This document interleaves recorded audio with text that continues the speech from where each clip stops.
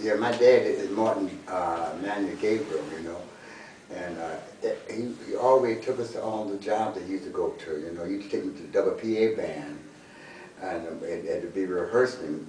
But I came in contact with Georgia Love, and I was with the Rika jazz band, brass band, about 1944. And my dad took me to be to play with T-Bar Renee. And at that time, I didn't know who these guys was, and I didn't know.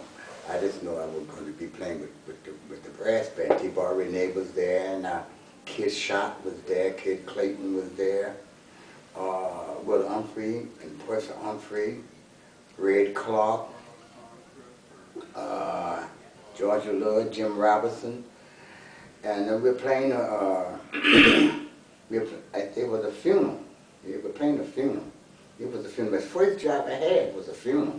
That was with the Rika, T-Bar Renee Rika Jazz Band, brass band. So I got familiar around those musicians because that's my dad's friends, you know. So you sent me on them different jobs. You sent me on a job with Abby Williams. You sent me on a job with Georgia Lewis. You sent me on a job with Kid Howard and Kid Sheep. And another guy who lived in Biloxi, Mississippi, named Danny Moody. He sent me on a job with him. But Georgia Love was such a wonderful person. He was playing E-flat clarinet, and I was playing E-flat clarinet in the band too, because I could read the music. And he showed me that particular lick.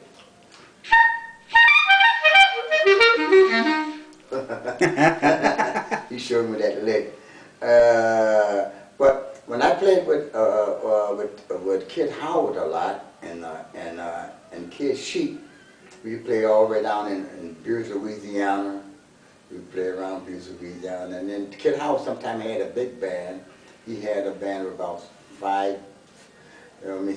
about 12 pieces, because I used to always play. I was playing tenor sax in that band with Kid Howard, because I started on the clarinet. I was playing tenor sax in that band. I think Diane. Boo boo boo boo boo boo.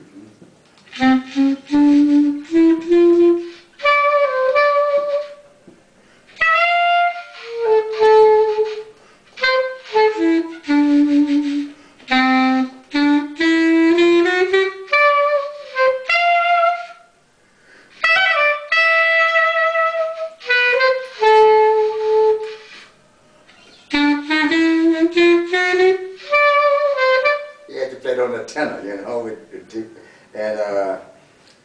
and Kid Sheep. I had a great time with them. I was only about 13, 14 years old when I was playing with those guys, you know. That's a long time ago, see. But they taught me a lot, you know. They took me around under their wing, and when I would play the wrong note, they said, "Get out of there, boy." Get out of there. Get out of there.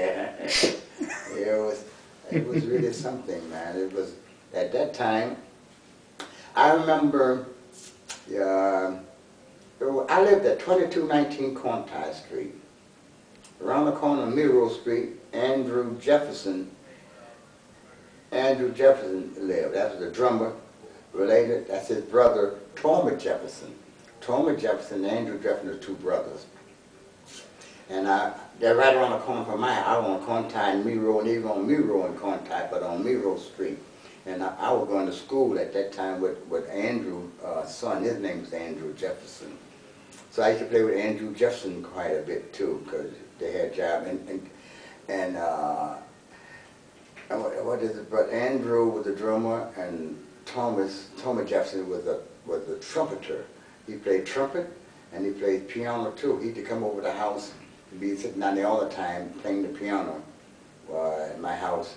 Because my uncle Clarence was a piano player too. My dad's brother, Clarence Gabriel, he was a piano player. And Uncle Augie lived across the street, but I didn't know when Johnny Sincere was living in that area, but my dad used to tell me all the time that he was living down the block somewhere on Corntyre, but that was before my time, you know. So I didn't know Johnny Sincere, but Johnny Sincere used to play with my grandfather. My grandfather had the National Jazz Band. If you get a downbeat book back in in the 50 or something like that, you'll see it in the book where Johnny C.C. tells the story about being a member of my grandfather's band, playing with my grandfather. You know, that before even with Louis Armstrong. Yeah. See? But there was a lot of things, household words around how we'd always talk about Cindy Bechet. Of course, I didn't know him. I used to know my dad always talked about Cindy Bechet, and found out later on that he left. He was not really a member of the grandfather band, for what I can understand, but they all played together, you know, during that period of time. He left and went to Hamburg, Germany, and I didn't know that until I got over to France later on in life with Rita Franklin. Then I found out that he had came to Hamburg, Germany, and the guy mentioned to me that I was from New Orleans. Other than that, that's all I knew. But I had a friend of mine that later on in life named Ray Richards. He's a pianist out of New York. I did a recording with Ray Richards, and I got it went over. He sent it over to France, and I got from the Hot Jazz Club of Le Mans, France, the Grammy Award. They gave me a what is that award they give you? The highest award they can give for the Hot Jazz Club of France. They gave me one. They gave him one because my CD in 1995 was one of the finest CDs in France. So they acknowledged that. And they brought me over to France later on in 1995, I think it was. They recorded me and they put a double CD out on me for the Jubilee records. Nice. See? You have to go on my internet and you can pull up the CD. Of course, I don't play nothing on that because it don't belong to me, but the CD is listed on there. Yeah. Usually for the Hot Jazz Club of Le Mans, France.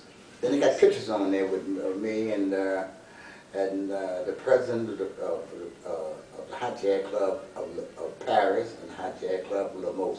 They got chapels, you know. Nice. So all that's on there. That's about all. You were an absolute treasure, Charlie Gabriel. Thank you so much for sharing, man. Yeah, that's about all. Well, you put that up on the website, and that's on the website. Pull up the press part.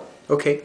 Pull up the press part, and the press part, you'll see pictures of us in France with the Hot Jazz Club of France and Hot Jazz Club of Paris. Nice. And they put the award on it.